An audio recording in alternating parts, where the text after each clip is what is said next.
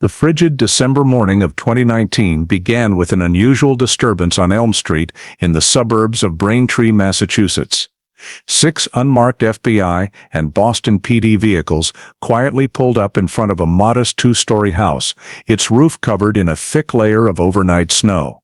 Neighbors peered through curtains as bulletproof vested agents positioned themselves around the front yard, their breath dissolving into the biting cold air. Inside, Patrick Mahoney, 68, a veteran former investigator with the Boston Police Department, was brewing his morning coffee, a habit he had maintained for over 30 years since retiring. A rapid knock echoed at 6:20 a.m. Patrick Mahoney, FBI, and Boston PD. "We have a warrant for your arrest in connection with the 1988 disappearance of Rachel Byrne." The agents later described how his hand trembled slightly as he set down the coffee cup, but his face retained an eerily calm expression, as if he had been waiting for this moment for 3 decades. Before diving deeper into the story, don't forget to subscribe to the channel and hit the notification bell so you don't miss the latest cases. Boston, December 1988. The city was blanketed in the season's first thick layer of snow, silent under the yellow glow cast by old street lamps. The damp, cold air carried a mix of sea salt and smoke from aging heating pipes lining the streets around South Station. Rachel Byrne, 19, a sophomore at Northeastern University, worked the evening shift at a small coffee shop on the corner of Atlantic Avenue. She was an energetic employee, often taking late shifts to earn extra income for the upcoming semester. That Friday, her shift ended later than usual due to the snow keeping customers away. As the wall clock neared 10, Rachel removed her apron, tidied the tables and chairs, and said goodbye to her coworkers. She slipped on her red sweater, packed a few notebooks and her wallet into an old black backpack, put on wool gloves and a hat, and stepped outside. Her silver bicycle leaned against the sidewalk, dusted with a thin layer of snow. Rachel shouldered her backpack, bowed her head against the wind, and pedaled off, the wheels leaving jagged black tracks on the white road. The ride from South Station to home took about 20 minutes in good weather, but that night, the snow fell heavily, visibility was poor, shops were dark, and the streets were empty. The route passed over the deserted Neponset Bridge, with only the wind and the creak of the bicycle chain breaking the thick silence of the winter night. A dock security guard later recalled seeing a young woman in a red coat pass by, her bike light flickering through the snow before disappearing around a bend. When the clock in the Dorchester apartment struck 12:30, Rachel's mother realized her daughter hadn't returned. She thought Rachel might be sheltering somewhere to escape the storm.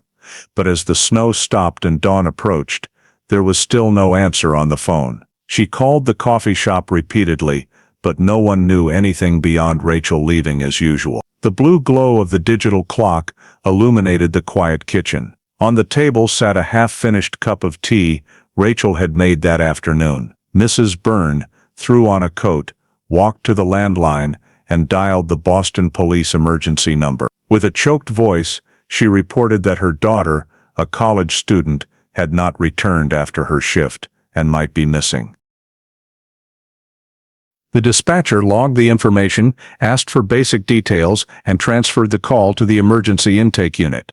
The report was entered into the duty log at 5 a.m., classified as missing person, possible endangerment. The case of a young woman vanishing on a snowy night was deemed high risk, especially since she was traveling alone by bicycle through the sparsely populated Neponset Bridge area. Immediately after the temporary file was created, the victim's information was relayed to patrol units in Dorchester and the harbor unit responsible for the riverfront. Rachel Byrne's name, age, height, clothing description, bicycle type, and usual route were entered into the system. At first light, the initial patrol team set out, traveling the route from South Station to Dorchester Avenue, checking every curve and slope leading to the bridge. Wind from the river blew fiercely.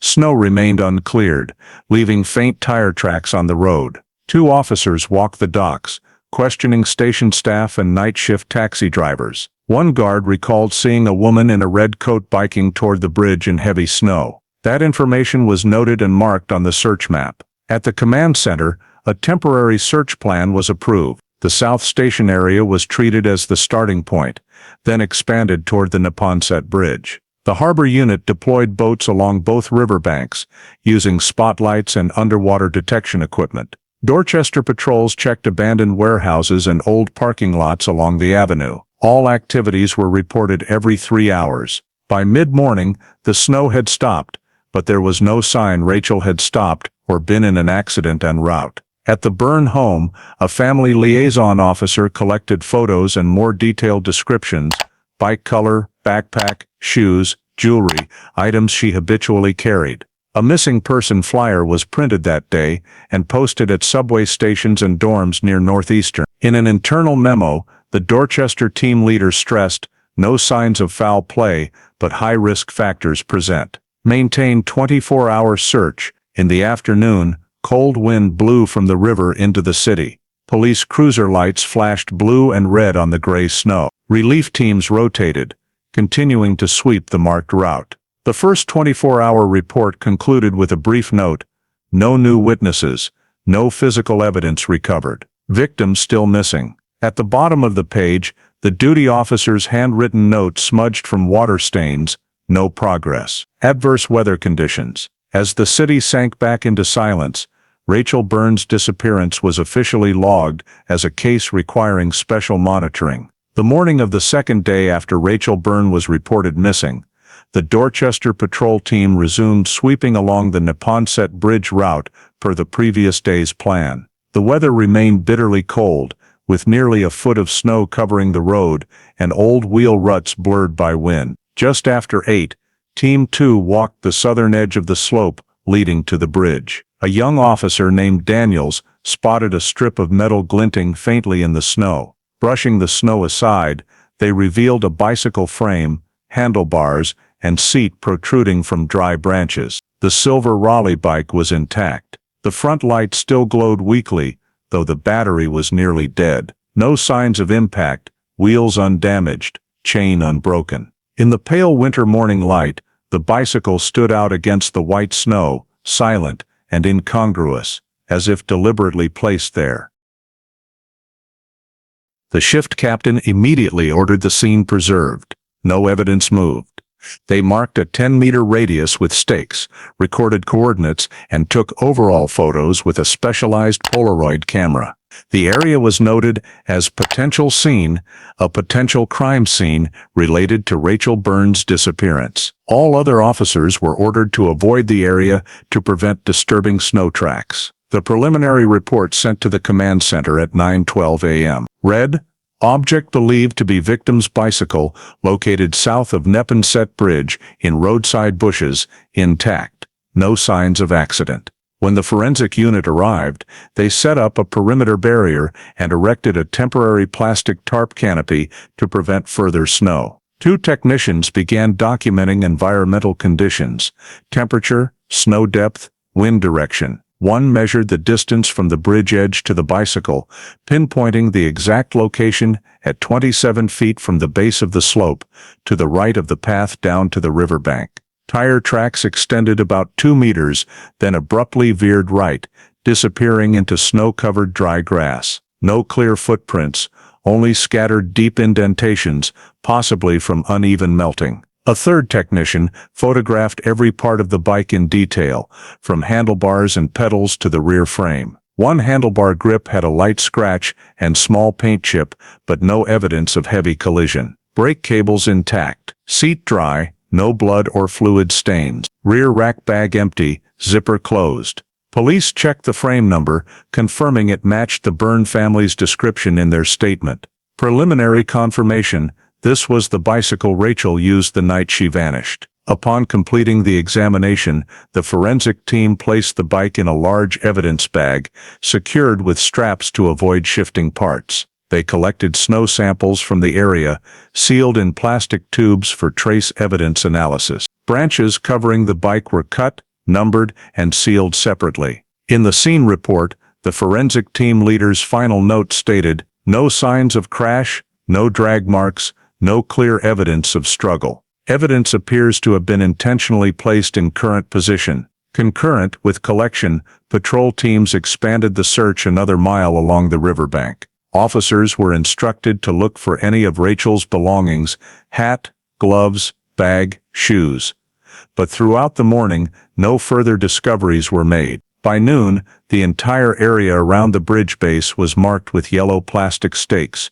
Yellow tape wrapped around the bushes where the bike was found. A small sign was posted, "Seen under investigation, Boston PD." As the unit returned to the temporary Dorchester headquarters, the bicycle was transported to the forensic lab for fingerprint and fiber analysis. In the second day's activity log, the first line read succinctly, "First evidence recovered, victim's bicycle. Scene static, no signs of violence detected. Investigation continues." Outside, the city remained snow-covered, and at the Neponset Bridge where the bike was found, police footprints were quickly buried by fresh snow, leaving a pristine blank as if no one had ever been there. That same afternoon, after the bicycle was sealed and transported to the lab, the forensic team returned to the Neponset Bridge area for a detailed scene survey. Snow had stopped, the sky cleared slightly, and dim gray light reflected off the frozen river. The bush area where the bike was found remained cordoned with yellow tape, surrounded by chaotic boot prints from mourning personnel. Before starting, the team leader ordered the perimeter re-established, defining a 15-meter sampling radius. 2 technicians used a laser measure to confirm distances from the bridge edge, logging exact coordinates in the scene report. One photographed the full panorama with a professional Nikon camera, moving from the bridge corner to the riverside grass, each frame numbered sequentially.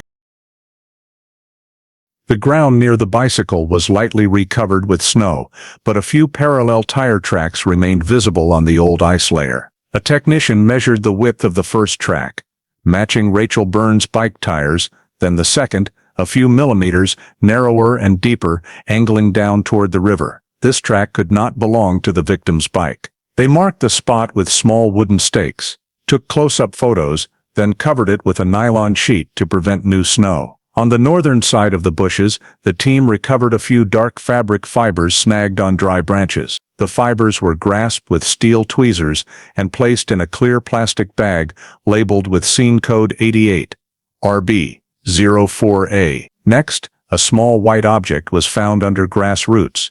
Initially thought to be paper, but upon closer inspection, it was a 6-centimeter length of hair stuck to a piece of cloudy adhesive tape. The sample was grasped, placed in a specialized glass tube, and sealed. The technician noted, hair-like fiber adhered to adhesive strip, source undetermined. As sampling proceeded, another team used a metal detector to scan a 5-meter radius. Results showed a few small scraps, rusted nails, old aluminum cans, nothing noteworthy. A technician used a small trowel to collect soil samples at 3 locations, next to the bike tire, the road edge leading to the river, and where the second tire track was found. All were placed in evidence bags, labeled with depth and coordinates. They also collected additional snow samples near the hair discovery for chemical analysis and to check for foreign substances. No blood or signs of struggle were found. The ground was undisturbed, branches around it unbroken, the snow layer even and flat, only disrupted by the early morning search team's footprints. Everything suggested this area was not the primary scene of an attack, but possibly related to the victim's final journey. The preliminary report noted, no visible blood trace, no struggle pattern observed. Scene remains undisturbed apart from secondary footprints. As the sun began to set, river wind blew strongly, lightly covering the stakes with fresh snow. The forensic team completed close-up photography, every tire mark, every patch of soil, every grass sample documented. Evidence bags were placed in a portable cooler, sealed with police tape. Before leaving, they posted a new warning sign, evidence collection site, do not disturb. The final report detailed the total evidence collected, 6 soil samples, 2 fabric fiber samples, 1 hair sample, 18 scene photos, 7 detail photos. While the team packed equipment, the forensic leader stood gazing at the riverside area. The water beneath the thin ice was nearly still, emitting only a faint sound as wind swept the surface. He wrote the final comment in the report, scene quiet, no impact signs, but the second tire track suggests the possibility of someone accompanying the victim before disappearance. After cleanup, the forensic truck turned on its lights and left Neponset Bridge, leaving the cordoned area in the dim winter afternoon light. After completing evidence collection at the Neponset Bridge area, Boston police shifted the investigation focus to identifying individuals who might have seen Rachel Byrne the night she vanished. The goal was to reconstruct her journey from leaving the South Station coffee shop to where the bicycle was found. The detective team was divided into two groups, one sweeping the downtown and station area, the other handling the Dorchester residential neighborhood where Rachel lived. Over 3 days, they conducted over 40 interviews, including station staff, taxi drivers, night vendors, and residents near Rachel's usual route. Each account was carefully recorded, cross-referenced by time, weather conditions, and nighttime visibility. In the South Station area, the investigation team met the night shift security guard, James Barlow, 47, who had worked over 20 years at the docks. In the statement transcript, he said around 9:20 p.m., while patrolling the outer corridor, he saw a woman in a red coat, talking to a man near the parking lot behind the coffee shop. He described the man wearing a dark green jacket with an anchor insignia, common for harbor police. Barlow recalled they spoke for a few minutes, then the woman wheeled her bike away toward Atlantic Avenue. He saw no argument or tension, but noted the man stood a bit close and said something that made her turn back. Police asked Barlow to sketch a preliminary facial composite of the man.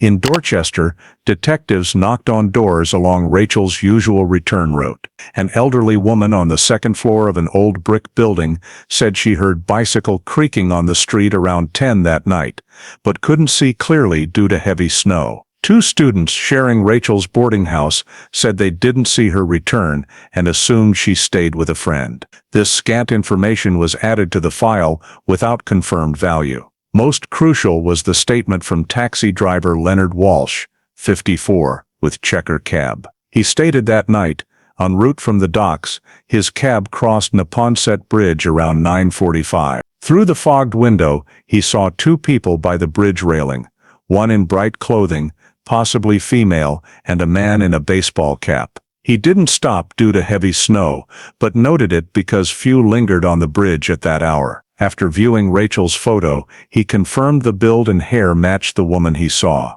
The investigation team returned to Neponset Bridge to corroborate Walsh's statement with the site. From his described viewpoint, facing the south bank where the bike was later found, it aligned perfectly. Detectives marked 9:10 p.m. as the last time Rachel Byrne was seen alive. They compared it to weather data.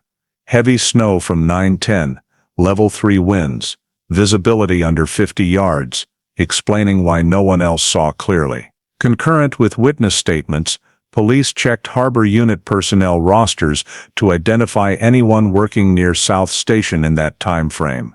While awaiting results, they continued seeking additional witnesses. A night diner employee across from the station said around 9:30, he saw a woman biking past the window in a red coat, head bowed against snow. He saw no one following. Another resident near the bridge recalled hearing a car engine start, then stop shortly after, thinking it was a breakdown. All these accounts, though minor, were pieced together on a journey map. Rachel left the shop at 9:15, spoke with a green-jacketed man in the lot for a few minutes, left South Station at 9:25, last seen on Neponset Bridge, around 9:40, 9:45. After that, no one saw her. The investigation team's summary report was completed after 5 days. In the conclusion, they stated, statements from security guard James Barlow and taxi driver Leonard Walsh hold the highest value. The last verifiable victim sighting is between 9:10 p.m. on December 17, 1988. Neponset Bridge area confirmed as the final journey marker. Other details, engine noise, red coat in snow, were marked as unverified supplemental information. At the report's end, the lead inspector's comment read, "No conflict signs at the scene, but high likelihood the victim interacted with an unidentified person immediately before disappearance." In the temporary investigation office, maps were covered in notes and colored pins. Rachel Burns' route was redrawn in red ink, starting at the South Station coffee shop, extending over the bridge, stopping where the bicycle was found. Beside it was the witness list: guard, driver, residence, each name with time, reliability, and verification status notes. Though facts were forming, no one could answer the critical question: what happened after 10 p.m. that night, when Rachel Burns' traces vanished into Boston's 1988 winter snow? Immediately after the witness report was finalized, Boston PD detectives began the process of creating a composite sketch of the mysterious man mentioned in statements by guard James Barlow and driver Leonard Walsh. The next morning, a forensic artist from the technical unit was dispatched. On the table, detailed descriptions were organized: estimated age, build, hair color, clothing, distinctive identifiers. Police recalled Mr. Barlow for more specifics. In a small interview room, he sat opposite the artist, facing boards of hair samples, face shapes, and skin tones. Barlow described the man as 35, 40, tall, lean, short black hair, high cheekbones, direct gaze, no glasses. He emphasized the key detail: dark green jacket with an anchor patch on the left sleeve, familiar Boston Harbor Police symbol. When asked about demeanor, Barlow recalled, calm, spoke little, like someone used to controlling situations. Another session was held with driver Walsh to cross-check the description. He saw the man from afar through fog glass, but confirmed the build matched the initial sketch. After 3 hours of comparison, the artist completed the official composite. A light-skinned man about 35, black hair, high hairline, thin lips, deep-set eyes, wearing a dark green stand-collar jacket with a clear round harbor unit emblem on the left shoulder. The drawing was stamped code 88 RB sketch 01, signed by the lead investigation inspector. The composite was copied into 12 prints, sent to district stations, Central Boston PD office, and especially the Harbor Police Unit, where the insignia matched the description. One was posted in the holding room, one filed in the case records. Accompanying the sketch was an administrative notice: units requested to review personnel matching description, including current and retired officers within the past 5 years. Over the following week, various tips came in.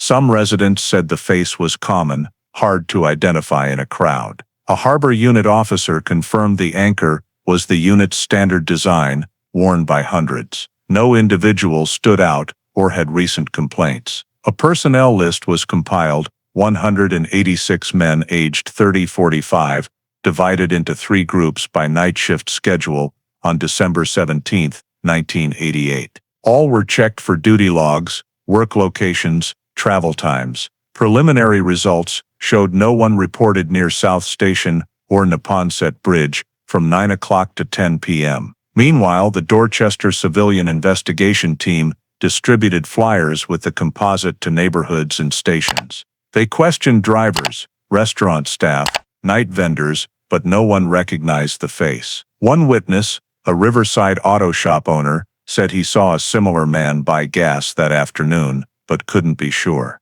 This was noted as unverified. By month's end, the initial sweep concluded. Boston PD records noted, no specific individual identified matching the composite, no harbor unit personnel detained or disciplined in connection with the case. A handwritten note at the summary's end: face unremarkable, insignia possibly impersonated. In the temporary investigation room, the sketch remained pinned centerboard, beside Rachel Burns' route map. The paperman stared out with cold, unreadable eyes, unsettling many on the team. A young detective, in his end-of-day notes, wrote, "We have a face, an emblem, and a 15-minute gap. No one knows what happened." That was all the witnesses had left them after nearly 3 weeks since that snowy night. After nearly 3 weeks reviewing the entire harbor unit with no results, Boston PD's investigation had to expand beyond internal scope. Police began re-examining Rachel Burns' personal relationships: classmates, co-workers, neighbors, anyone who might have contacted her shortly before disappearance. Rachel's university file was obtained, including classmate lists, contact addresses, and shared housing information. Among names mentioned, Kevin Miles, 22, living in the downstairs apartment, was noted most. A neighbor said Kevin and Rachel argued over her bike blocking the hallway, though they later greeted normally. On January 9, 1989, two detectives visited Kevin's Dorchester Avenue apartment. He worked part-time at an electronics repair shop, lived alone. Per the report, Kevin was cooperative and agreed to go to the station for questions. In the interview room, he was asked about the evening of December 17th, the night Rachel vanished. Kevin said he stayed home watching TV, never left. Asked if he saw Rachel that week, he said only brief hallway greetings. Police had him sign the statement. The interview lasted over 2 hours, but without a lawyer, Kevin grew anxious. Detectives pressed on the reported argument with Rachel. Kevin admitted a minor dispute over bike parking, but insisted no personal conflict. One detective asked if he ever crossed Neponset Bridge. He said rarely, as it was far. Asked if he owned a bicycle. He said yes, but different color, currently in repair. By late afternoon, shown photos of the bike found at Neponset Bridge. Kevin immediately said it wasn't his, and he'd never seen it. However, in the temporary report, the detective noted subject reacted slowly, appeared flustered, when asked about December 17/12 schedule. A second interview was conducted the next day. This time, Kevin was asked for more detail on 8 o'clock to 10 p.m. He repeated staying home, watching basketball on TV, seeing no one. Detectives requested phone bills to prove he was home, but Kevin had none. After 4 continuous hours, the report stated, subject changed timeline. Initially said watching basketball, later said movie. This was marked inconsistent. Police had him sign the combined statement. Exhausted and scared, Kevin signed without reading closely. The statement recorded, he left the apartment around 9:30 p.m. to walk, possibly toward Neponset Bridge. When the appointed lawyer arrived, he protested, saying he was pressured to sign false documents. However, the statement was filed officially. During the investigation, police executed a court-ordered search of Kevin's apartment. They seized clothing, shoes, a folding knife, and several cassette tapes. The forensic lab found no blood traces or fibers matching evidence from the scene. Fingerprint checks also yielded no matches with any prints on Rachel's bicycle. However, due to his changing statements and lack of witnesses confirming his whereabouts that night, Kevin was detained to ensure cooperation with the investigation. Local media began reporting that police were questioning a civilian suspect in the Rachel Byrne disappearance. Public pressure mounted, forcing police to announce that no one has been charged, only assisting the investigation. Meanwhile, Kevin was held at the Suffolk County Temporary Detention Facility for 2 more days to complete procedures. Detectives continued questioning him about his relationship with Rachel, but he repeated that they were not close and had no personal contact. The forensic report returned on January 13th, confirming no biological traces linked to the victim. Nevertheless, Kevin's detention file was extended for further review. That weekend, in an internal meeting, the lead inspector noted, no physical evidence, no corroborating witnesses, but subject has contradictory statements. A recommendation was submitted to the district attorney suggesting short-term remand to verify alibi. As news spread, many in the Dorchester neighborhood grew uneasy. They knew Kevin as quiet and harmless, but his name was now in the official investigation report, in bold suspect, Kevin Miles, 22, Dorchester, Massachusetts. In the end-of-day report, the officer added a brief note, no confirmatory physical evidence, but subject remains detained for further investigation. The Rachel Byrne disappearance, once just a missing person file, now had its first name on the suspect list. The case quickly shifted from a missing person investigation to criminal prosecution when the Suffolk County District Attorney's Office formally took over in February 1989. Despite no body or biological evidence, Kevin Miles's inconsistent statements and details deemed dishonest during questioning formed the basis for an indictment.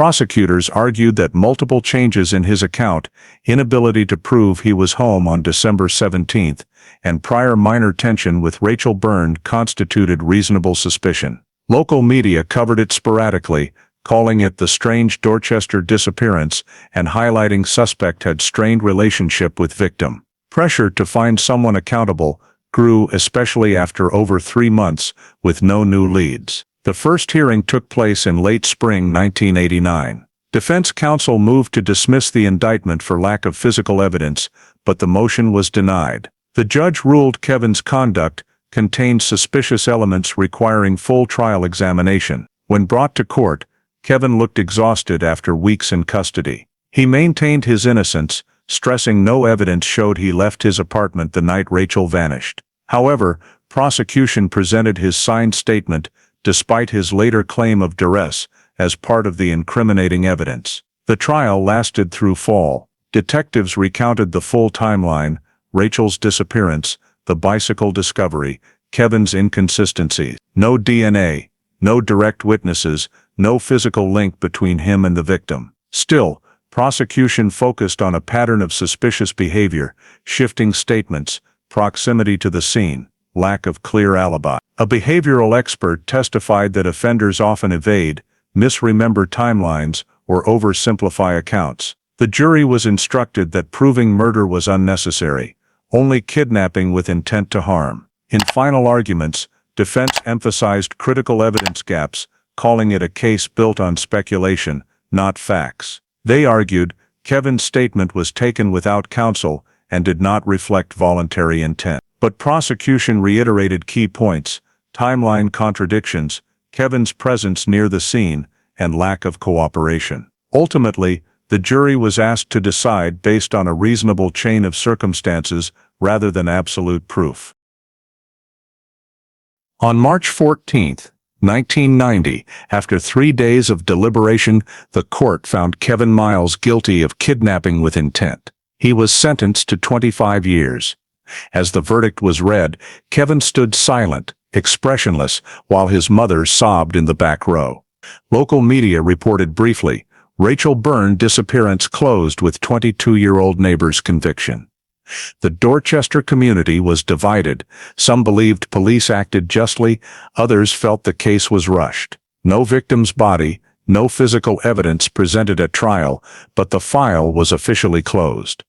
Typed on the cover, "Case closed." Unresolved but closed below case number 88.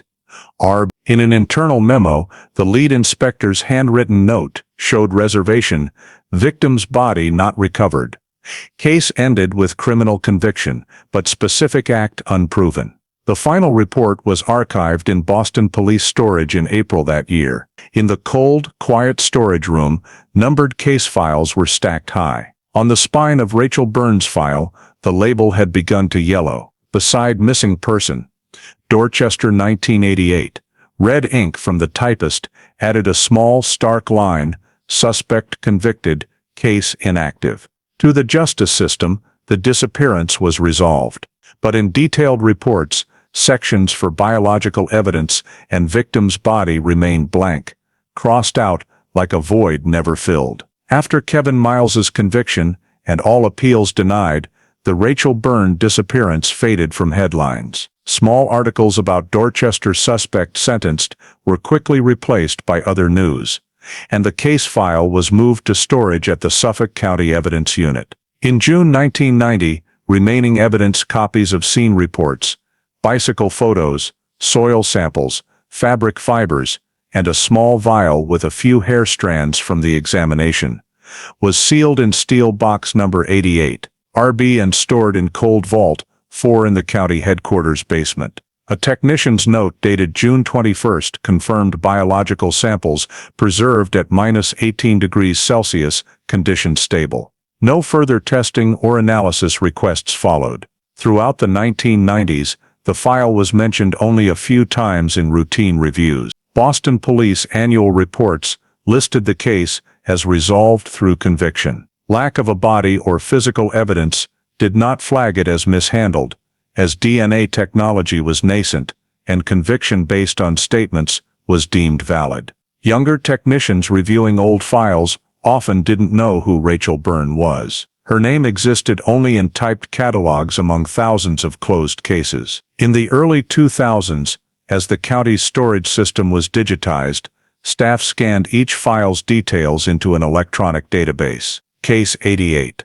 RB was entered briefly. Victim Rachel Byrne status, missing presumed dead conviction.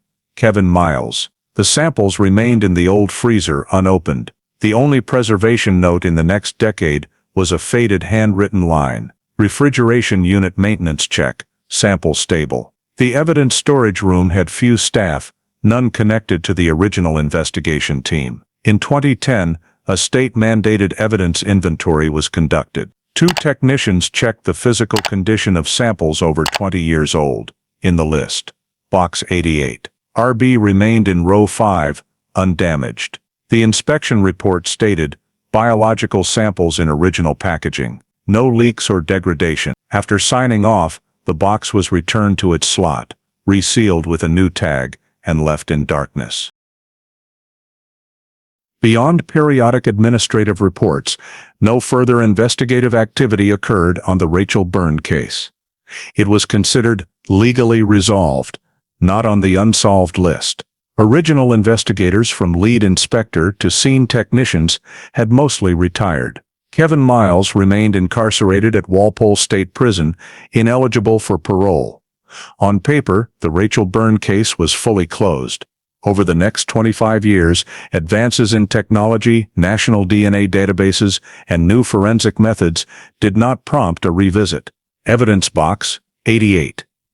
RB sat undisturbed in the cold steel cabinets, marked by a faded red label. The text, Missing Person, Dorchester 1988, was still visible, black ink fading to gray. No one opened it. No one asked. In Boston Police's modern case management system, Rachel Byrne was just a minor entry among thousands, a disappearance without resolution, without leads, and seemingly completely forgotten. In early 2016, Boston Police launched a restructuring of long-standing investigative units, including a plan to establish a dedicated cold case unit. The unit's goal was to review all unresolved cases, focusing on disappearances or homicides from the 1970s to early 2000s.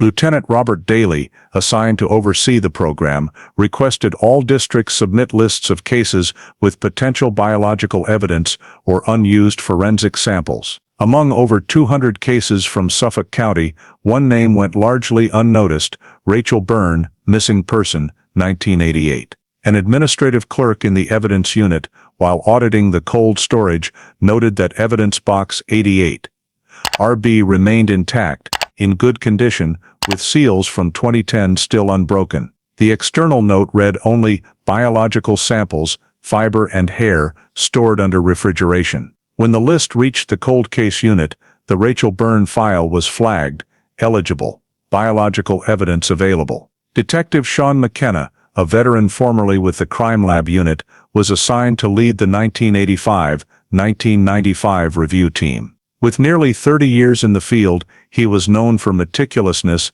and persistence with unresolved cases. Flipping through the Rachel Byrne file, he immediately noted anomalies: victim declared missing, no body, yet closed with a criminal conviction. He wrote in the margin, conviction without body, review necessity. On March 12, 2016, McKenna and 2 evidence unit technicians personally inspected the evidence box. They broke the old seals under temperature-controlled conditions, confirming 3 separately sealed plastic bags inside, one with fabric fibers, one with soil samples, and a small glass vial labeled hair fragment. All samples were photographed, documented, and resealed with new tags. Sample condition was described as stable, no leaks, viable for DNA analysis. The inspection report was sent to command, recommending reanalysis using STR, short tandem repeat technology, capable of extracting DNA from small age samples,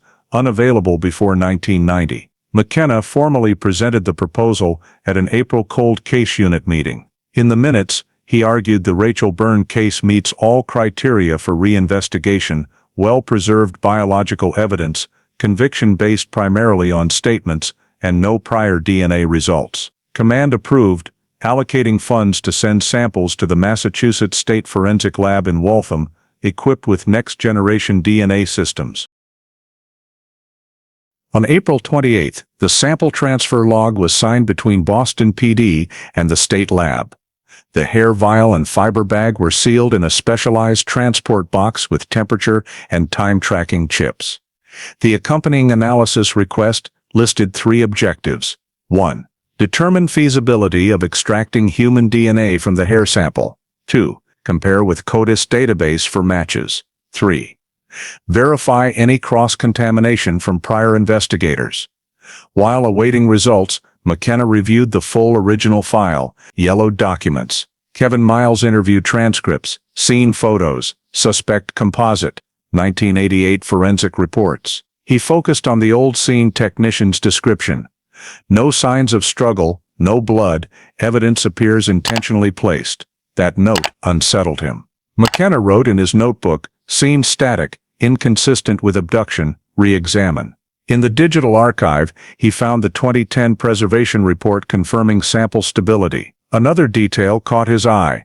The evidence box had been briefly opened for inventory, but lacked a specific signer, only technical staff. No name. Though no proof of misconduct, it suggested the file had been neglected without clear oversight. The following week, McKenna contacted the Suffolk County DA's office to notify them of the review. The DA raised no objection, viewing it as routine cold case procedure. However, when he mentioned the conviction without a body, a veteran prosecutor exclaimed, "That case. I remember it had loose ends, but back then we had no tools to prove otherwise." In May 2016, the cold case unit officially added Rachel Byrne to the reinvestigation list. The opening memo stated, "Objective, determine integrity of biological evidence and verify factual accuracy of prior conviction." The samples, dormant for over 25 years, were now on the lab bench under bright lights. A new label was affixed to the file cover, Case 88, RBS status, reinvestigation initiated, lead detective, Sean McKenna. With his signature, a case thought closed since 1990 was officially reopened, marking Rachel Byrne's return to Boston's justice system after nearly 3 decades in obscurity. In early January 2017, the Massachusetts State Forensic Lab officially began analyzing the samples submitted by Boston PD. The glass vial containing a 6-centimeter dark hair strand was removed from storage, still bearing the original seal and label 88, RB04A. Before opening, the technician team documented the sample's condition: dark color, no clear root but intact cuticle structure, suitable for nuclear DNA extraction. Lead technician Dr. Karen Patel, head of the forensic lab, confirmed the process would use STR, short tandem repeat analysis, enabling amplification of tiny DNA segments for gender and individual identification. The sample processing took place under absolute sterile conditions. The hair strand was soaked in an enzyme solution to break down the cell membrane, then DNA was extracted using multi-layer centrifugal filtration. A small portion was cross-checked against a negative control standard to eliminate cross-contamination risk. By January 14, the interim report stated that DNA had been successfully extracted with clear doubling sequences at 12 loci, sufficient for gender identification. Results confirmed the sample was male, with no match to any forensic staff or investigators who had handled the evidence per internal system records. The next step was comparing the STR sequence to the National CODIS database. The data was encrypted and submitted on January 18. Results returned 2 days later, no match found. No DNA profile in the national system, including inmates, suspects, or missing persons, matched this sample. The report added that the samples were well preserved with no significant degradation, proving Suffolk County's storage met standards. However, the lack of a match meant this DNA had never been registered or did not belong to anyone previously arrested. Detective Sean McKenna received the report at month's end, reading every line and underlining male origin, unidentified contributor. This was the first detail in the Rachel Byrne file proving a man's presence at the scene, something never established before. McKenna immediately requested re-examination of old reports to check if this hair had been mishandled or misclassified.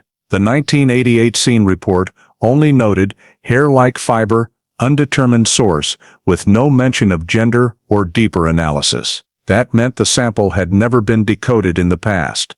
In early February, McKenna contacted the forensic lab directly to inquire about expanded analysis options. Dr. Patel explained that while STR allows gender and basic identifier determination, it is limited by the CODIS database. Without a match, the only way to trace backward was expanded genetic searching, comparing against commercial or public databases containing civilian genetic data. However, this had never been widely applied in Massachusetts cases due to privacy and legal regulations. In his report to superiors, McKenna wrote, "DNA results confirm male hair sample, no CODIS match. Recommend considering expanded genetic analysis. Objective, identify possible relatives leading to identity." He emphasized that the Rachel Byrne case met all criteria for testing since evidence was intact with no chain of custody breaches. The report was sent to Cold Case Unit Command and the Suffolk County DA's office for approval. While awaiting response, the forensic lab continued testing a small portion of the fabric fiber sample collected at the same time. Results showed no human DNA, only traces of polyester blended with industrial wool, common in late 1980s uniform jackets. This finding was added to the file, further supporting the theory that the victim may have contacted someone in official-type attire. By March 2017, the Cold Case Unit held a progress summary meeting. McKenna detailed the DNA analysis process, the male gender result, and the CODIS non-match. He argued this DNA could be exculpatory for Kevin Miles, currently imprisoned with no prior testing for comparison. Attendees noted the proposal but remained cautious. Any next steps required new state legal authorization. The final forensic lab report was returned in April. The first page stated, DNA extracted successfully. STR profile, male contributor. Match search in CODIS, negative. Recommendation. Consider genealogical analysis for potential relative identification. At the bottom were Dr. Patel's signature and the official seal of the Massachusetts State Forensic Laboratory. When McKenna returned to his office with the documents, he affixed a new label to File 88, RB, Evidence DNA identified, male source, not in CODIS. Further testing required. After nearly 30 years, evidence once forgotten in cold storage had spoken, revealing the possible presence of another person at the scene, someone never mentioned in any Rachel Byrne case report. In early 2018, nearly a year after receiving the non-matching CODIS DNA results, Boston PD's Cold Case Unit formally requested permission to apply expanded genetic searching. This was the first time in Massachusetts investigative history that an old case was authorized to use civilian databases for tracing relatives. After completing legal procedures, the male DNA extracted from the Rachel Byrne case hair was encoded and sent to 23andMe, the largest private genetic data platform in the U.S. The sample was submitted in late February under the category Familial DNA Search for Law Enforcement Purposes, with a federal court order allowing limited access. The Massachusetts State Forensic Lab handled technical processing. The sample was converted into a 35-marker standard genetic identifier sequence, then uploaded to 23andMe's system. By late March, preliminary results were returned. The DNA matched 33 35 markers with a user profile named Thomas Ellery, residing in New York. The report stated, high probability of familial relationship, possible first or second degree relative. The italicized conclusion drew the team's attention. The scene DNA likely belonged to someone related by blood to Thomas Ellery. Boston PD immediately contacted the FBI for verification support. Since the trace extended beyond state lines, the Federal Bureau of Investigation coordinated with New York Police and 23andMe's Civilian Data Management.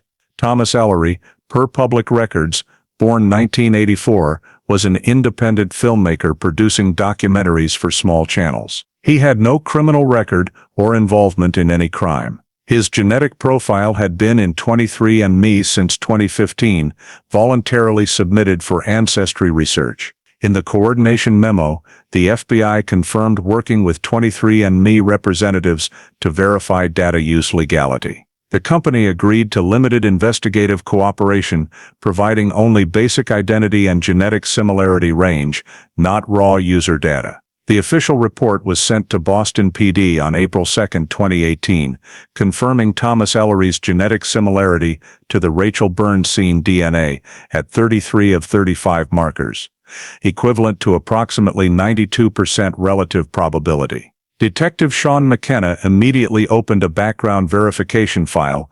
Through searches, he discovered Thomas Ellery had lived in Brooklyn with no Boston connections. At the time of the Rachel Byrne case, Thomas was 4 years old. However, his father, Richard Ellery, had attended a medical research program at Harvard Medical School in the late 1980s, exactly during the disappearance period. His name appeared on a collaborator list at Harvard's genetic biology lab, located less than 2 miles from South Station. This timeline caught McKenna's attention. He noted in his log, "Father resided in Boston 1988-1989. Proximity to scene area." In early May, the FBI and Boston PD held a joint meeting at the federal office in Waltham to align verification strategy. Both agencies agreed direct contact with Thomas Ellery was needed to confirm information and inquire about his family, especially his father. The initial contact occurred on May 10 in New York. The report stated, "Thomas Ellery cooperative, no attorney requested, appeared surprised upon notification his DNA matched an old Boston case sample." He confirmed his father, Richard Ellery, lived in Massachusetts during graduate studies, then moved to New York in 1989, and died in 2002 from heart disease. Investigators asked for more details on his father's research involvement. As McKenna read the final line, he realized he stood at a turning point. After 30 years, the Rachel Byrne case had its first concrete lead.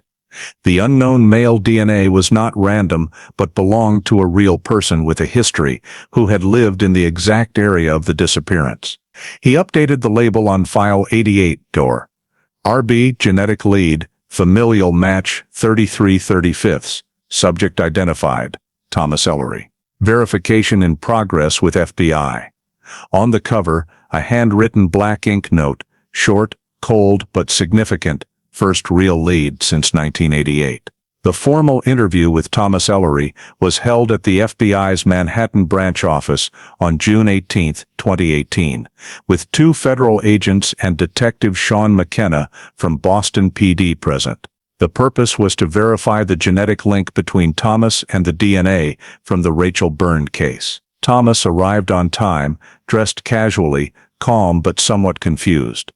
He affirmed full cooperation, though unclear why his name appeared in a 30-year-old case. In the opening, the lead agent briefly explained, a male DNA sample from the 1988 disappearance scene showed high similarity to his 23andMe profile, suggesting close kinship. Thomas paused, then said he had never been to Boston except a brief childhood trip with his parents. When asked more about his family, Thomas confirmed his father, Richard Ellery, lived in Massachusetts from 1986 to 1989 for a molecular medicine graduate program at Harvard Medical School. He also participated in a university-funded genetics research project where volunteers donated blood and hair for gene analysis experiments. Thomas recalled old photos at home of his father in the lab with the research team. He said, "My dad mentioned living in Cambridge those years, commuting downtown daily. I was too young to remember, but he mentioned South Station." The comment made McKenna and the agents exchange glances, noting it immediately. To confirm the statement, the FBI requested Thomas provide his own DNA sample to rule out direct involvement. He agreed, signing a voluntary consent form. A saliva sample was collected on site and sent to the FBI lab in Quant 15 for immediate processing. While awaiting results, McKenna asked if Richard Ellery had worked for or knew anyone in Boston government agencies. Thomas said his father was research-focused only, with no government involvement. After graduation, he moved to New York for biotech work, then died in 2002 from heart disease. 2 weeks later, Quantico results confirmed Thomas's DNA did not match the Rachel Byrne male sample, but showed a father-son relationship with the scene donor. The report stated definitively the DNA recovered in the Rachel Byrne file belonged to Richard Ellery, Thomas's father. This finding cleared Thomas from suspicion and officially identified the biologically linked individual as a deceased person. The FBI notified Boston PD and concluded the interview process with Thomas. However, after the session, Thomas proactively contacted McKenna. He said he couldn't stop thinking about the case and felt compelled to understand what happened, as his father's name was now tied to a disappearance. He requested access to public case files for clarity. McKenna, after consulting command, allowed him to review old news articles and a 1988-1990 case summary, with no photocopying permitted. Over the following weeks, Thomas read all public records articles and even visited Boston to see the Neponset Bridge area where Rachel's bicycle was found. During this process, he began noticing inconsistencies. First was Kevin Miles' conviction based solely on contradictory statements without physical evidence. He reread the scene technician's report, noting the line, "Evidence appears intentionally placed," was never mentioned in the prosecution's conclusion. He also found another report with mismatched dates, signed by an officer named Patrick Mahoney, the investigation leader at the time. Mahoney was listed as receiving evidence directly, but his name was missing from the transfer log. Thomas meticulously noted these points in a notebook. He found it puzzling that the hair containing his father's DNA, collected in 1988, was never tested or sourced. This made him wonder if his father had been involved in sample collection as a researcher or if samples were mishandled. In a phone call, McKenna admitted, "I haven't found any reasonable explanation for your father's biological sample being in the case file unless he was at the scene." The statement haunted Thomas. In August 2018, Thomas formally filed a Freedom of Information Act request for access to unreleased records, especially Boston PD's 1988 internal investigation memos. Though the review process was lengthy, he waited patiently while independently researching public data on his father's Harvard research group. From old medical journal notes, he discovered the project collected over 200 biological samples, including hair and blood, but no evidence showed samples were lost or misused. When cross-referencing dates, Thomas realized that the period his father participated in the project overlapped with the week Rachel Byrne disappeared. He worked in a lab just 3 miles from the scene. Another detail caught his attention. The project volunteer list included Art Ellery, with a signature matching one in family documents he kept. If the hair sample came from that research, how did it end up in a criminal case evidence bag? He recorded all these points and sent copies to McKenna with a brief note. Possible error in 1988 scene sample collection process. McKenna read the documents carefully, sensing the meticulous logic in Thomas's reasoning. In his internal report to Cold Case Unit Command, he wrote Thomas Ellery cleared of suspicion. However, information he provided indicates need to re-examine 1988 evidence handover and storage. Irregularities in recording submitter and receiver. Below that line, McKenna added a short sentence. Potential chain of custody error, recommend review of original files. Thomas Ellery, from someone summoned for explanation, had become an active truth seeker. He no longer just wanted to prove his father's innocence, but to understand why his DNA appeared in the Rachel Byrne file, and whether the closed case had truly been fully investigated. This page was numbered 47, but prior copies from McKenna started at page 48. Thus, at least part of the evidence inventory had been separated or omitted from the archived file. Thomas zoomed the scan, clearly seeing the signature P. Mahoney in the bottom corner, next to the date the 21st of December 1988. 4 days after Rachel Byrne's disappearance, In the adjacent note, faded handwritten text, sample collected at South Station perimeter, transferred to evidence room same day. This line stunned him. If accurate, the hair was not found at Neponset Bridge, as in the public investigation report, but collected in the South Station area, where Rachel worked and was last seen. Thomas printed the document, folded it carefully, and called Detective McKenna immediately. McKenna listened as he read the description verbatim, then responded slowly. In our file, that hair is recorded as collected at the bridge area. No document mentioned South Station. I'll check the original in storage. 3 days later, McKenna emailed confirming Thomas's discovery was accurate. In the original evidence unit file, a parallel inventory existed, but page 47 had been detached from the main set years earlier, with only a blurred copy in the data vault. The Mahoney signature matched samples of Officer Patrick Mahoney, the lead investigator on the Rachel Byrne case. Patrick Mahoney, at the time, was a veteran Boston PD inspector known for tough, meticulous investigative style. He retired in 2004 and now lived in Maine. In 1988 personnel reports, Mahoney was listed as directly overseeing all evidence collection and sealing at the Neponset Bridge scene. However, no document explained why he appeared in the handover log for a hair sample supposedly collected at South Station, a location never confirmed as a secondary scene. Thomas reread the note, sensing the shaky handwriting at the page end as rushed. Delivered under inclement weather, no photographic record. This contradiction raised a major question.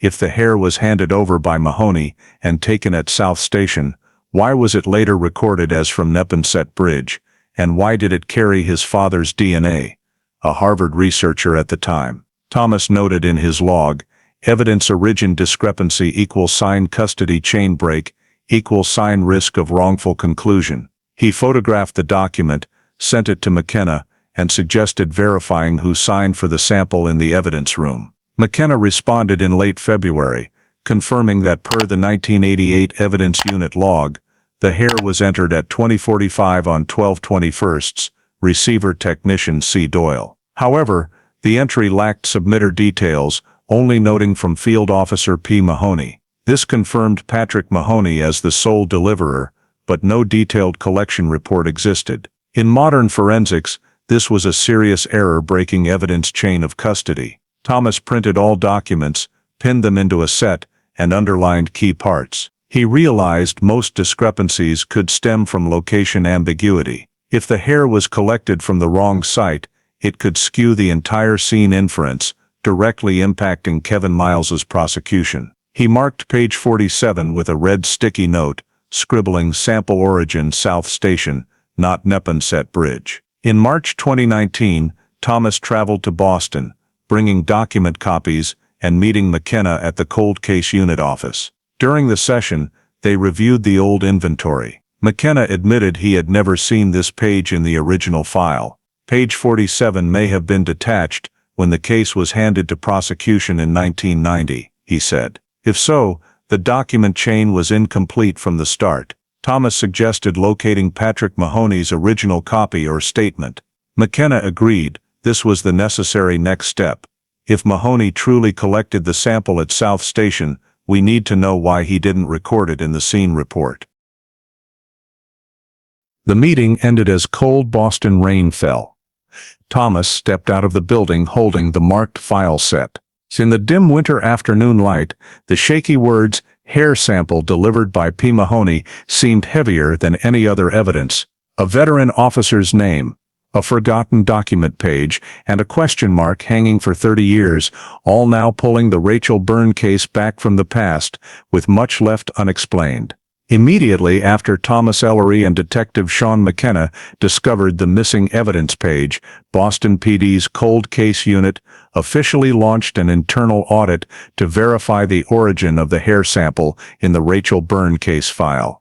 The review began in April 2019, with the sole objective check if the 1988 male DNA sample could belong to any original investigation team member. The administrative order was signed by Lieutenant Robert Daly, Cold Case Unit Commander, requiring all personnel involved, technicians, collection officers, evidence room staff, to provide voluntary DNA samples for comparison.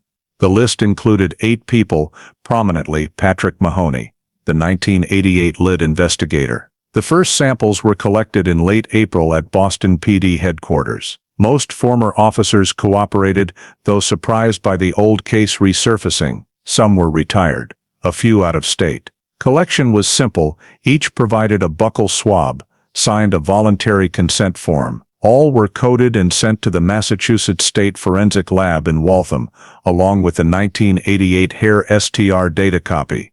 Patrick Mahoney, now 67, lived in Bangor, Maine. Upon request, he agreed to provide a sample, but insisted it be taken at local police for legal procedure. On May 3, his sample was sealed and shipped specially to Boston. The forensic lab received all 9 comparison samples on May 6. Analysis began immediately. Technicians extracted DNA using the same STR system as the Rachel Byrne hair for consistency. Pairwise comparisons were conducted between the 1988 sample and each officer's. On May 14, the lab sent a preliminary report to McKenna. 8 of 9 samples showed no match, with 1 remaining high correlation, possible full match. The note below read briefly, sample code MI01, consistent at all loci. McKenna read that line repeatedly. May A01 was Patrick Mahoney's code. He immediately contacted Dr. Karen Patel, forensic lab head, to reconfirm. Patel explained the match was 100% across 20 STR loci, considered absolute in genetic identification. She said, "No doubt remains. The scene hair and Mr. Mahoney's DNA are from the same person." A formal 12-page report was issued on May 16, stating, DNA profile from 1988 hair sample matches with reference sample from Patrick Mahoney, retired BPD officer. Probability of random match, less than 1 in 10 billion. This result stunned the cold case unit. The sample, once seen as key evidence of a stranger or victim, turned out to carry the lead investigator's DNA. An emergency meeting was called at Boston PD headquarters the next morning. McKenna presented the full timeline, Thomas Ellery's discovery, the missing evidence page, and the new lab results. When he projected the 2 STR sequence comparisons on screen, no discrepancies appeared. All loci matched perfectly. The meeting room atmosphere grew heavy. Lieutenant Daly remained silent long before saying, "This means the 1988 delivered hair did not come from a crime scene, but from the person investigating it." An internal report was drafted right after the meeting. The conclusion's first line read, "Evidence contamination confirmed. Source identified as Det. Patrick Mahoney." However, the bigger question remained unanswered. Was this match due to procedural error or intentional manipulation? McKenna was tasked with further investigating the evidence chain origin to determine when and how the hair was collected, while coordinating with the DA's office for an official announcement. Meanwhile, the forensic lab conducted deeper checks, ruling out technical error. 2 independent Mahoney samples were retaken and sent to labs in Connecticut and New Hampshire for verification. Both confirmed identical results, full match. The final report, stamped May 28, 2019, stated, "Full identity match confirmed by independent labs. Probability of error statistically negligible." At the bottom were Dr. Patel's signature and 2 verifying examiners. Holding the report, McKenna noted in small margin handwriting, "Mahoney == DNA source of 1988 sample. Chain of custody compromised from collection stage." He knew this discovery was profound. If the hair, the only evidence ever cited in the file, belonged not to victim or perpetrator but to the investigator, the entire legal basis of the Rachel Byrne case collapsed. The final line in the June 2019 cold case unit internal report made it clear, forensic evidence does not support original conviction. Possible evidence, mishandling or intentional substitution under review. Copies of the report were sent confidentially to the Suffolk County DA's office and Boston Police Chief. The DA requested absolute secrecy until verification completion. In the evidence unit's cold room, Box 88, PFED a new label, contaminated evidence. Mahoney DNA match confirmed. 3 decades after Rachel Byrne vanished, the hair once seen as perpetrator trace was finally decoded, and it led back to the man who once commanded the investigation. After the forensic report concluded the scene hair fully matched former investigator Patrick Mahoney's DNA, the cold case unit immediately transferred all documents to Boston PD's Internal Affairs Division for independent investigation. The official review began in late June 2019, led by Chief Inspector Mary Ann Holt. IAD's goal was to determine if Mahoney's DNA in the evidence resulted from procedural negligence or deliberate file manipulation. The first step, IAD requested full extraction of Mahoney's 1988-1990 duty records, including patrol logs, activity reports, and evidence handover memos. These were stored in the old basement archive at Boston PD headquarters, undigitized. As investigators reviewed, they found an irregularity. Many Mahoney entries were handwritten, not standard form, and especially 3 duty time revisions in one shift, uncommon for a veteran officer. On the page for December 17, 1988, the night Rachel Byrne vanished, the original timeline read off-duty 21 o'clock, then crossed out and changed to on-site 22:15 South Station Patrol. No reason or note accompanied it. Below was Mahoney's signature in different ink, indicating the edit was added later. Cross-referencing that night's dispatch report, IAD found Mahoney was actually assigned to Charlestown, not South Station. No transfer order confirmed his presence near the disappearance area. A young officer formerly under Mahoney, now retired, when interviewed, recalled he went off radio for about an hour that night, saying he was checking a personal source tip. This timeline matched when Rachel Byrne was last seen. Continuing evidence file review, the team found in Mahoney's 1988 handover inventory at least 2 samples marked delivered without attached reports. One was the hair sample, entered into evidence storage on 12/21 evening, with only the receiver's signature and no submitter details. IAD called this a serious evidence procedure violation. In the July 3 interim report, Inspector Holt wrote, "No documentation supports how Officer Mahoney obtained or processed the hair sample. Chain of custody broken at collection level." Parallel to paper checks, IAD re-examined Mahoney's old statements from the 1989 press conference when the Rachel Byrne case was announced closed. He had said all evidence was collected legally with witness confirmation. However, no witnesses in the file confirmed his presence at Neponset Bridge or South Station during collection. When asked about this by phone, Mahoney replied briefly, "I don't recall details. It may just be coincidence." He then refused further comment and required all contact through his attorney.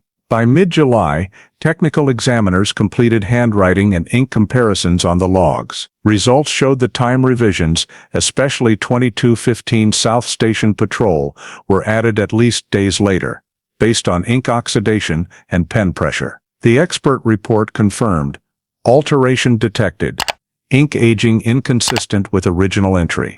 This finding bolstered the theory that Mahoney altered his duty log after the disappearance, possibly to legitimize his presence in the related area. In the July 20, 2019, Joint IAD and Cold Case Unit internal meeting, Inspector Holt presented all preliminary findings. She concluded physical evidence and administrative records pointed to a pattern of deliberate file manipulation. The report's final line stated clearly, "Given the DNA match, unlogged evidence submission, and falsified patrol record, Patrick Mahoney is to be considered a primary suspect in the Rachel Byrne case pending prosecutorial review." Immediately after the meeting, a summons for Mahoney was sent to his Bangor, Maine, residence via state police. Simultaneously, Boston PD issued an internal notice restricting access to all documents related to him. Mahoney's name was re-entered into the potential criminal system,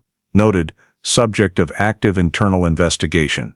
1988, missing person case. When McKenna received the IADA end-of-day report copy, he reread the bold line.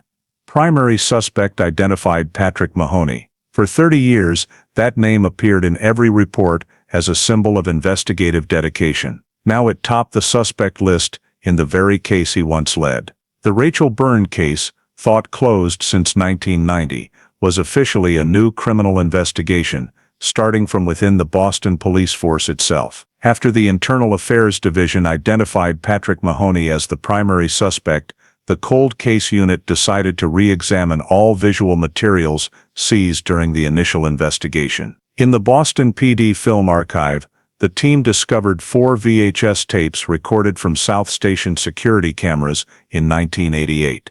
Tapes that had been backed up to disk but never analyzed with modern technology. In August 2019, they were transferred to the Massachusetts State Digital Forensics Lab for restoration and digitization. Technicians used next-generation image denoising software, reconstructing each blurred frame from the old magnetic tape. As the first segments played back, the investigation team sat in a darkened room, intently watching the screen. Footage dated December 17, 1988, from 21 o'clock to 22 o'clock, showed a corner of the corridor near the south parking lot exit, exactly where witness James Barlow had reported seeing Rachel Byrne talking to a man in a dark green jacket with a harbor unit insignia. At the 41st minute of the tape, a female figure in a light sweater and dark knit cap appeared, wheeling a silver bicycle. The camera shook slightly, but clearly captured her gait matching Rachel's identification photo in police records. Seconds later, from the left of the frame, a man approached. He wore a dark green jacket with an anchor emblem on the left shoulder, the harbor police insignia, and stopped beside Rachel. The two faced each other, apparently exchanging words briefly. Rachel turned toward the corridor, gripping the bike handle tightly, while the man gestured toward the gate. After about a minute, they left the frame together. This was the last moment Rachel was seen alive. For over 3 decades, this footage had only been glimpsed with outdated technology, too blurry for facial identification. But when the tech team restored the frames using AI resolution enhancement software, the man's facial details sharpened: short hair, high cheekbones, broad forehead, features matching Patrick Mahoney's personnel profile from his younger years. The Cold Case Unit submitted the restored frames to the FBI's facial recognition system for match analysis. Mahoney's 1988 personnel photo was used as reference. Results returned on August 27, facial recognition match, 0.89 confidence ratio. The accompanying report noted high correlation in facial geometry and ear structure, minor discrepancies due to video quality. Though not 100% absolute, the system confirmed a very high probability the man in the video was Patrick Mahoney. Detective Sean McKenna and Inspector Holt reviewed the frames repeatedly. Pausing at second 19, when the man turned slightly toward the camera, McKenna pointed at the screen. That's him. Harbor unit jacket, gait, height, everything matches perfectly. Holt silently noted, visual confirmation consistent with forensic result. Both understood this video, combined with the DNA results, formed the critical link connecting 30 years of fragmented evidence. The tech lab then measured frame proportions, comparing relative heights in the video to known records. Rachel Byrne was 5'4", the man in the video about 6 inches taller, matching Mahoney's recorded 5'10" in 1988 Boston PD personnel files. An independent expert from the Massachusetts Institute of Technology was brought in to assess restored data reliability. He concluded, imagery has high identification value, facial match probability exceeding 85% under current forensic standards. When the compiled report was sent to the Suffolk County DA's office in early September, the conclusion stated, video evidence strongly supports presence of Patrick Mahoney at South Station between 21:35–21:50, interacting with victim Rachel Byrne prior to disappearance. Correlation with facial ID, 89%. The DA immediately ordered the footage secured in a classified system and extracted copies for the FBI to support federal investigation. In the subsequent internal meeting, Lieutenant Daly looked at the projected screen, where young Mahoney's face froze mid-frame, station lights casting a glow across his eyes. 30 years, and every answer was right here, he said quietly. McKenna, who had pursued the case since the file reopened, did not respond. He simply closed the folder before him, marked 88, RB, and added a pencil line. Visual evidence confirmed. Mahoney identified at last known location of victim. The Cold Case Unit's final September 2019 summary was signed by both McKenna and Inspector Holt. The brief but weighty conclusion, combined forensic and video evidence indicate direct contact between Patrick Mahoney and Rachel Byrne immediately prior to her disappearance. Subject elevated to status of primary criminal suspect pending warrant review. With this discovery, the Rachel Byrne case, once just a cold file in storage, had officially become a criminal investigation against a former Boston police officer. Early on the morning of December 11, 2019, after months gathering evidence and finalizing a federal indictment, the FBI, in coordination with Boston police, executed the arrest of former investigator Patrick Mahoney. An 8-person task force was deployed to a Braintree suburb where Mahoney lived with his wife in retirement.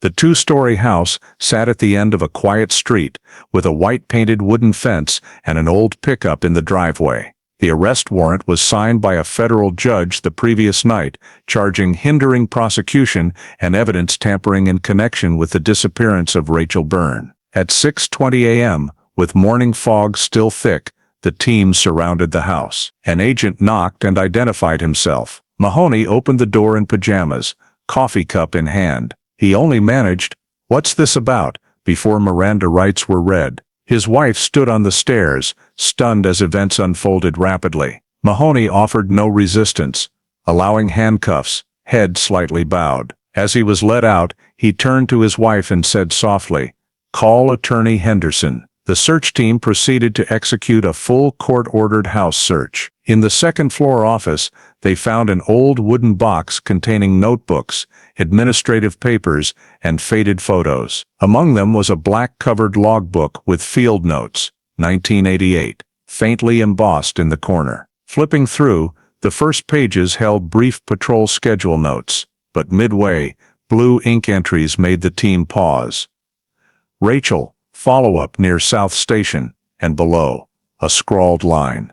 Neponset Bridge. Confirm location. Both phrases, Rachel and Neponset, matched 1988 case records. The notebook was immediately sealed, photographed in place, and bagged as evidence under Code 19, Nepoj 01. Beyond the notebook, investigators seized a personal file folder containing copies of Rachel Byrne case reports and numerous handwritten scene detail notes, documents that should only exist in Boston PD archives. When asked about their origin, Mahoney remained silent. In the basement, the tech team found a cardboard box of old film negatives labeled South Station 12 1988. All were seized as evidence. Mahoney was transported to the FBI's Boston field office by 8:10 a.m. During the ride, he stayed silent, eyes fixed outside the window, where morning fog shrouded the highway. Entering the interview room, he was uncuffed and seated across from a federal agent and Detective Sean McKenna. The recorder started. The transcript began. McKenna recited silence rights and asked if he wanted counsel present. Mahoney replied, "My lawyer is on the way.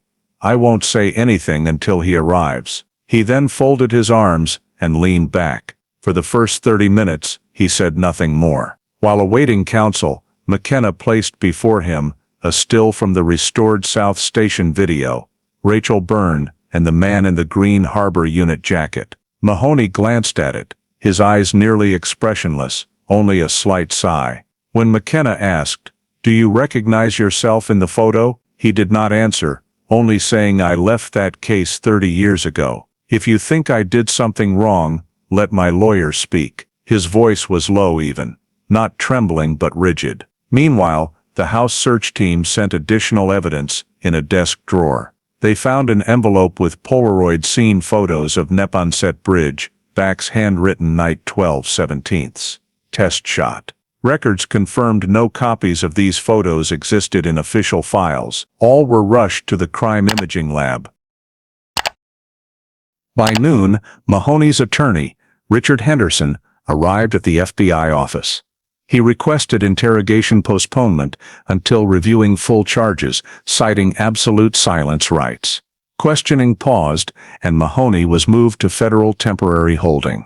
Media quickly reported former Boston officer arrested in Rachel Byrne disappearance. Images of him being led from his home aired on evening news, shocking the public. A man once seen as integrity's symbol, now suspected of manipulating the very investigation he led. In the interim report to the Department of Justice, the FBI concluded, subject Patrick Mahoney arrested without incident. Evidence seized includes personal field notebook referencing Rachel and Neponset and unregistered photo negatives from 1988 investigation. The final line in bold, subject exercised right to remain silent during initial interrogation. At the cold case unit, McKenna read the report in silence. On his desk, Case File 88, RB sat beside the newly seized notebook, two pieces of evidence 3 decades apart, now telling the same untold story. The Rachel Byrne case, once a mere shadow of the past, had finally brought its former keeper back in a different role, the accused. In early February 2020, after nearly 2 months in federal detention at South Bay, Patrick Mahoney finally agreed to cooperate with investigators. The decision followed prolonged sessions with defense attorney Richard Henderson and Detective Sean McKenna's persistent patience. Initial interrogations remained deadlocked. Mahoney repeatedly invoked silence, occasionally mentioning mistakes from another time. But on the morning of February 17th, when McKenna placed before him the photo of the notebook entry, Rachel follow-up near South Station, Mahoney stared long, exhaled, and said softly, "I'll talk, but understand, it wasn't murder." The formal statement was recorded on audio and video, lasting over 4 hours. Mahoney admitted meeting Rachel Byrne on the night of December 17, 1988, as shown in the South Station video. He said Rachel was an informant in a minor theft case near the station, and he had contacted her for more details. According to him, the meeting was coincidental. "I was on duty near South Station, saw her biking past, so I stopped to talk. She didn't want to say more, just that it was too late. I followed her to the parking lot. We argued a bit. Then, she fell." McKenna pressed, "Fell where?"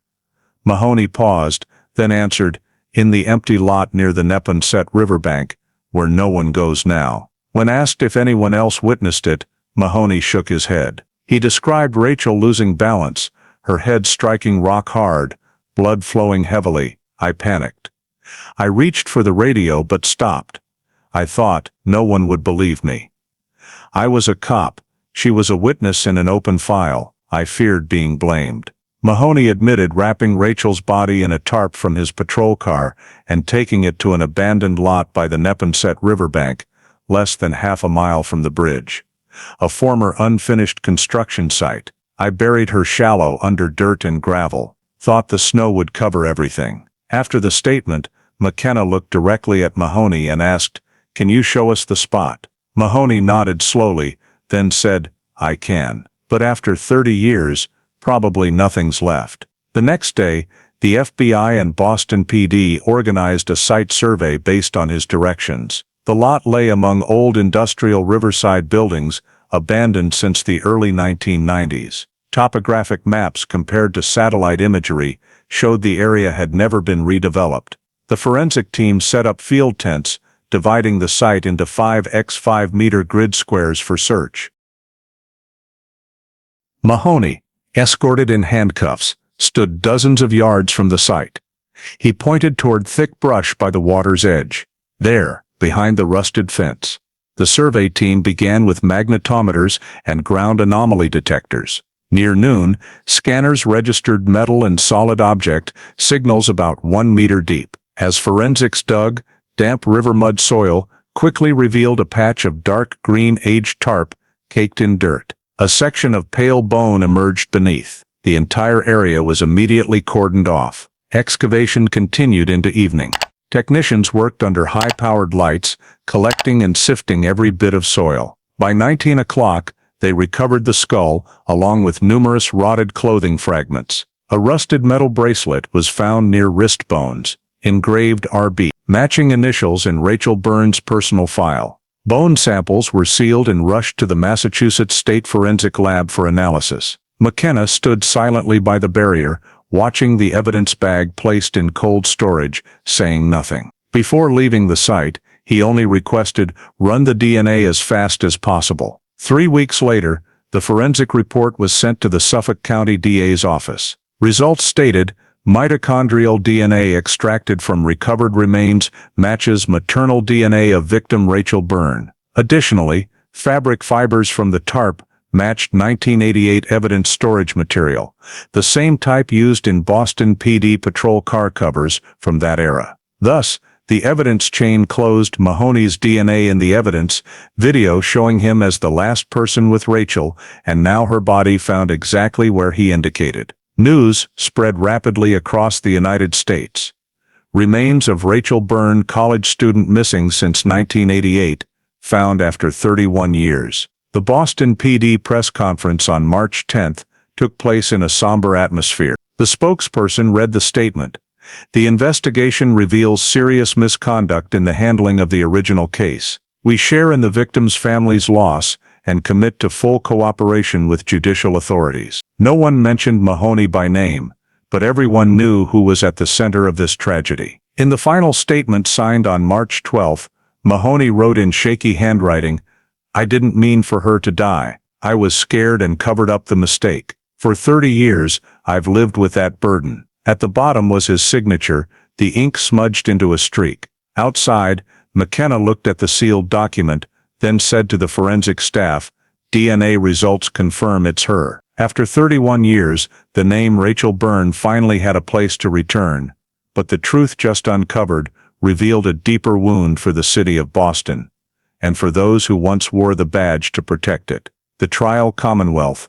Patrick Mahoney opened on October 6, 2020, at the Suffolk Superior Court in Boston. Outside the courthouse, dozens of reporters crowded behind security barriers, camera lights illuminating the stern faces of federal agents. On the large electronic board at the main entrance, the text "State of Massachusetts v. Patrick Mahoney" was clearly displayed, a trial the press called the case shaking faith in the Boston police. In courtroom 2, Patrick Mahoney sat in the defendant's row. He was 68, nearly all gray hair, face gaunt. The gray prison jumpsuit was replaced by an old suit prepared by his defense attorney. When Chief Judge Helen O'Rourke entered, he stood, eyes fixed forward, expressionless. Across from him, Massachusetts State Prosecutor Assistant Attorney General Mark Sandoval, along with the cold case unit and FBI team, filled the front bench. They were the ones who brought the Rachel Byrne case back to light after more than 3 decades. By noon, Mahoney's attorney, Richard Henderson, arrived at the FBI office. He requested interrogation postponement until reviewing full charges, citing absolute silence rights. Questioning paused, and Mahoney was moved to federal temporary holding.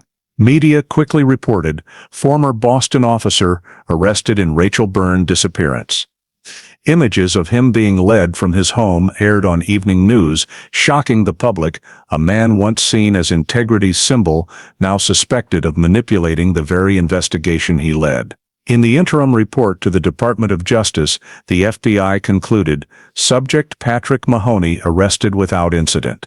Evidence seized includes personal field notebook referencing Rachel and Neponset and unregistered photo negatives from 1988 investigation. The final line in bold, subject exercised right to remain silent during initial interrogation. At the cold case unit, McKenna read the report in silence. On his desk, Case File 88, RB sat beside the newly seized notebook, 2 pieces of evidence 3 decades apart, now telling the same untold story. The Rachel Byrne case, once a mere shadow of the past, had finally brought its former keeper back in a different role, the accused. In early February 2020, after nearly 2 months in federal detention at South Bay, Patrick Mahoney finally agreed to cooperate with investigators. The decision followed prolonged sessions with defense attorney Richard Henderson and Detective Sean McKenna's persistent patience. Initial interrogations remained deadlocked. Mahoney repeatedly invoked silence, occasionally mentioning mistakes from another time. But on the morning of February 17th, when McKenna placed before him the photo of the notebook entry, "Rachel follow-up near South Station," Mahoney stared long, exhaled, and said softly, "I'll talk, but understand, it wasn't murder." The formal statement was recorded on audio and video, lasting over 4 hours. Mahoney admitted meeting Rachel Byrne on the night of December 17, 1988, as shown in the South Station video. He said Rachel was an informant in a minor theft case near the station, and he had contacted her for more details. According to him, the meeting was coincidental. "I was on duty near South Station, saw her biking past, so I stopped to talk. She didn't want to say more, just that it was too late. I followed her to the parking lot. We argued a bit. Then, she fell." McKenna pressed, "Fell where?" Mahoney paused, then answered, "In the empty lot near the Neponset riverbank, where no one goes now." When asked if anyone else witnessed it, Mahoney shook his head. He described Rachel losing balance, her head striking rock hard, blood flowing heavily. "I panicked. I reached for the radio but stopped. I thought no one would believe me. I was a cop. She was a witness in an open file. I feared being blamed." Mahoney admitted wrapping Rachel's body in a tarp from his patrol car and taking it to an abandoned lot by the Neponset riverbank, less than half a mile from the bridge. A former unfinished construction site. "I buried her shallow under dirt and gravel. Thought the snow would cover everything." After the statement, McKenna looked directly at Mahoney and asked, "Can you show us the spot?" Mahoney nodded slowly, then said, "I can. But after 30 years, probably nothing's left." The next day, the FBI and Boston PD organized a site survey based on his directions. The lot lay among old industrial riverside buildings, abandoned since the early 1990s. Topographic maps compared to satellite imagery showed the area had never been redeveloped. The forensic team set up field tents, dividing the site into 5x5-meter grid squares for search. Mahoney, escorted in handcuffs, stood dozens of yards from the site. He pointed toward thick brush by the water's edge. There, behind the rusted fence. The survey team began with magnetometers and ground anomaly detectors. Near noon, scanners registered metal and solid object signals about 1 meter deep. As forensics dug, damp river mud soil quickly revealed a patch of dark green aged tarp caked in dirt. A section of pale bone emerged beneath. The entire area was immediately cordoned off. Excavation continued into evening. Technicians worked under high-powered lights, collecting and sifting every bit of soil. By 19 o'clock, they recovered the skull, along with numerous rotted clothing fragments. A rusted metal bracelet was found near wrist bones, engraved RB, matching initials in Rachel Byrne's personal file. Bone samples were sealed and rushed to the Massachusetts State Forensic Lab for analysis. McKenna stood silently by the barrier, watching the evidence bag placed in cold storage, saying nothing. Before leaving the site, he only requested, "Run the DNA as fast as possible." 3 weeks later, the forensic report was sent to the Suffolk County DA's office. Results stated, mitochondrial DNA extracted from recovered remains matches maternal DNA of victim Rachel Byrne. Additionally, fabric fibers from the tarp matched 1988 evidence storage material, the same type used in Boston PD patrol car covers from that era. Thus, the evidence chain closed. Mahoney's DNA in the evidence, video showing him as the last person with Rachel, and now her body found exactly where he indicated. News spread rapidly across the United States. Remains of Rachel Byrne, college student missing since 1988, found after 31 years. The Boston PD press conference on March 10 took place in a somber atmosphere. The spokesperson read the statement. The investigation reveals serious misconduct in the handling of the original case. We share in the victim's family's loss and commit to full cooperation with judicial authorities. No one mentioned Mahoney by name, but everyone knew who was at the center of this tragedy. In the final statement signed on March 12, Mahoney wrote in shaky handwriting, "I didn't mean for her to die. I was scared and covered up the mistake. For 30 years, I've lived with that burden." At the bottom was his signature, the ink smudged into a streak. Outside, McKenna looked at the sealed document, then said to the forensic staff, "DNA results confirm it's her." After 31 years, the name Rachel Byrne finally had a place to return. But the truth just uncovered revealed a deeper wound for the city of Boston, and for those who once wore the badge to protect it. The trial Commonwealth. Patrick Mahoney opened on October 6, 2020, at the Suffolk Superior Court in Boston. Outside the courthouse, dozens of reporters crowded behind security barriers, camera lights illuminating the stern faces of federal agents. On the large electronic board at the main entrance, the text "State of Massachusetts v. Patrick Mahoney" was clearly displayed, a trial the press called the case shaking faith in the Boston police. In courtroom 2, Patrick Mahoney sat in the defendant's row. He was 68, nearly all gray hair, face gaunt. The gray prison jumpsuit was replaced by an old suit prepared by his defense attorney. When Chief Judge Helen O'Rourke entered, he stood, eyes fixed forward, expressionless. Across from him, Massachusetts State Prosecutor Assistant Attorney General Mark Sandoval, along with the Cold Case Unit and FBI team, filled the front bench. They were the ones who brought the Rachel Byrne case back to light after more than 3 decades. In the opening, Prosecutor Sandoval stated that the evidence against Mahoney was strong enough to close a 30-year chain of deception. He outlined the items: the hair DNA sample matching the defendant, restored South Station video showing Mahoney as the last person with Rachel Byrne, altered patrol logs, personal notebook entries reading Rachel and Neponset, and forensic reports confirming the victim's remains found exactly where the defendant indicated. Each document, each piece of evidence was projected on the large courtroom screen. When the South Station frame appeared, Rachel wheeling her bike, Mahoney leaning in to talk, the entire gallery fell silent. The prosecutor spoke slowly. This was not professional error, this was deliberate action. The defendant abused his authority to cover his own crime. He argued that Mahoney's silence for over 30 years, hiding the notebook, altering logs, and actively burying Rachel's body were proof of guilty knowledge. An accident doesn't require hiding a body. An innocent person doesn't need to falsify patrol times. Defense attorney Richard Henderson countered that his client had no motive for murder. He emphasized Mahoney's statement aligning with an accidental fall theory.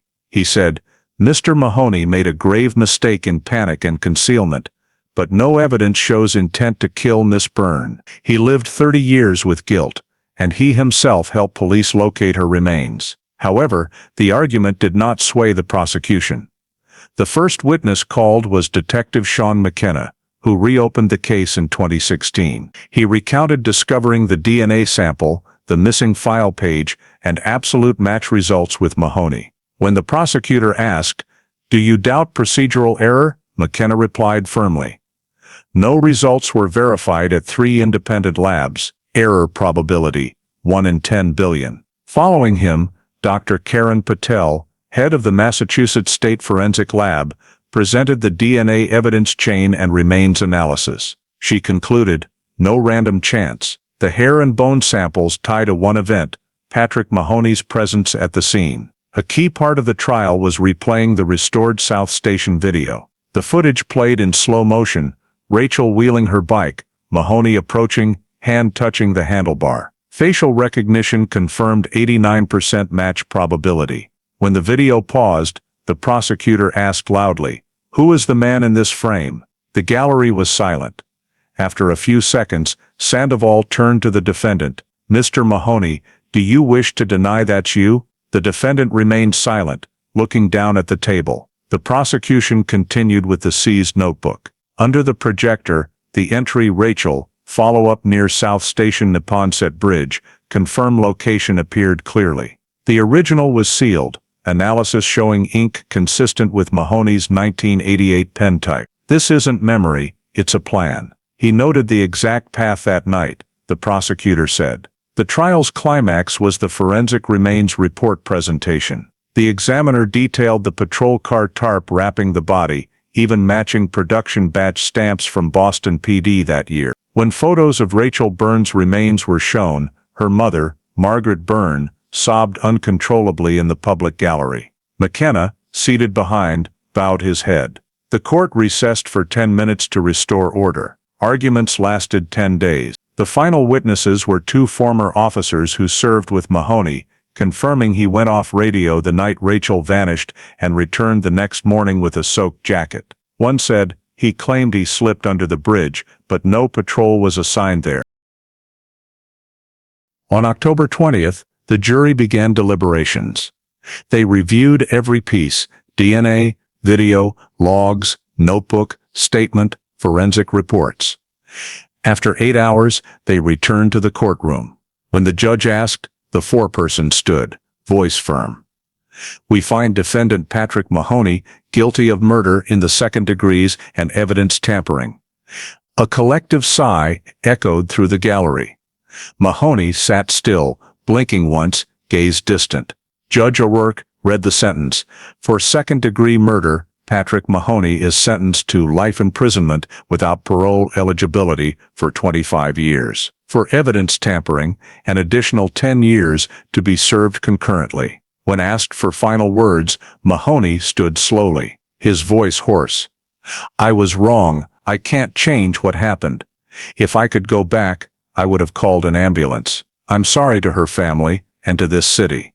He bowed his head, hands gripping the chair edge. Rachel Byrne's family embraced in tears. Media captured the image as a symbol of closure to a long chapter of errors. McKenna, who pursued the case to the end, told reporters only, justice came late, but at least it came. The next day, the verdict headlined the Boston Globe.